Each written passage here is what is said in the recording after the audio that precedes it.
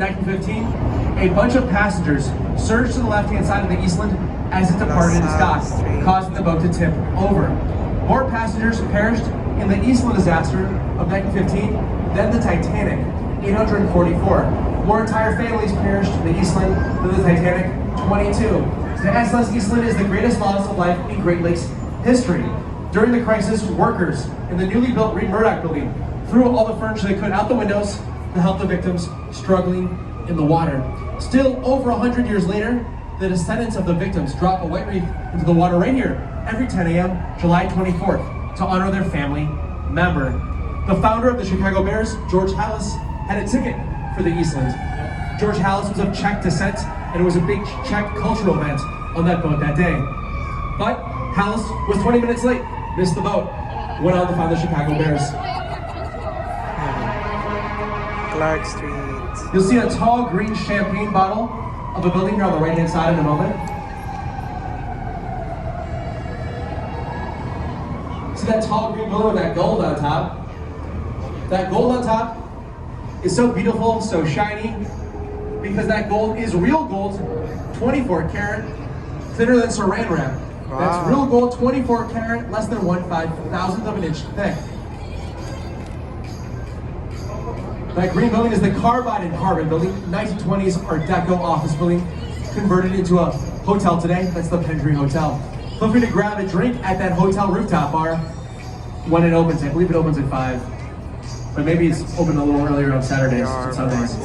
But feel free to grab a drink at that rooftop bar where that gold is after our tour sometime today. There's tons of rooftop bars here in Chicago. We've got around 10 good rooftop bars in downtown Chicago alone. Legals. See this black box here to our front left? AMA building, 1973. This black box is the last and largest building ever built by Ludwig Mies van der Rohe. It was Mies van der Rohe who first coined the phrase, less is more. Opened up in 73, a year after his death.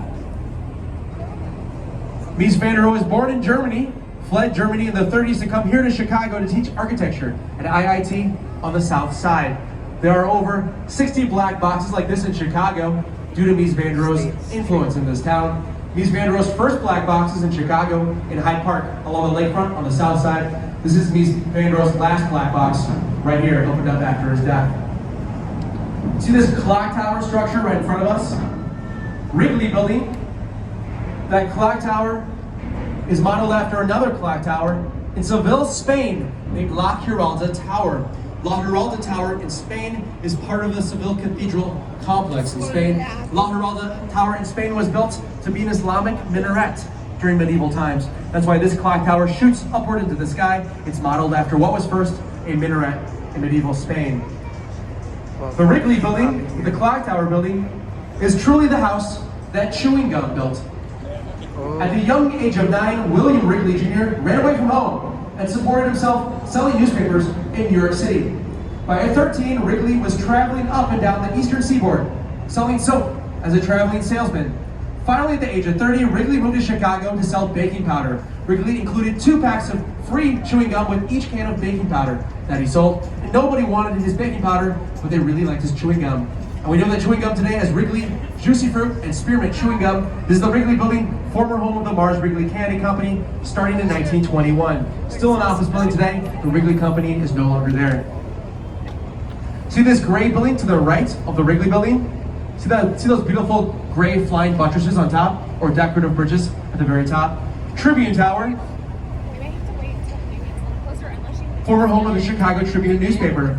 In the 1920s, the Tribune held a contest to design the most beautiful office building in the world. Every major architect in the world submitted a design. One architect was way too busy, so that architect called his college buddy, Raymond, to help him out. Raymond had been in and out of jobs. Raymond had never seen success as an architect. Raymond was over 40 years old. And Raymond Hood's design won the competition. Raymond Hood immediately became the most famous architect of his generation. Raymond Hood modeled this structure after a Gothic cathedral in Normandy, France. Tribune Tower is converted into residential condominiums as of about a year ago. Not an office building anymore. Tribune is no longer there. Apple Store to our left, Apple You'll see an Apple logo through that tree in a moment. That rooftop looks like a floating iPad or floating MacBook Air here to our left. Across the river, you'll see some curvy white balconies. See these curvy white balconies? Aqua Tower, 2009. The architect, Jeannie Gang's intent was for those curvy white balconies to pair with that blue glass to resemble water cascading down limestone. Water cascading down limestone is something you see in our region, the upper Midwest, along the coast of Lake Michigan. You can call that geological contextualism, geological site-specific design.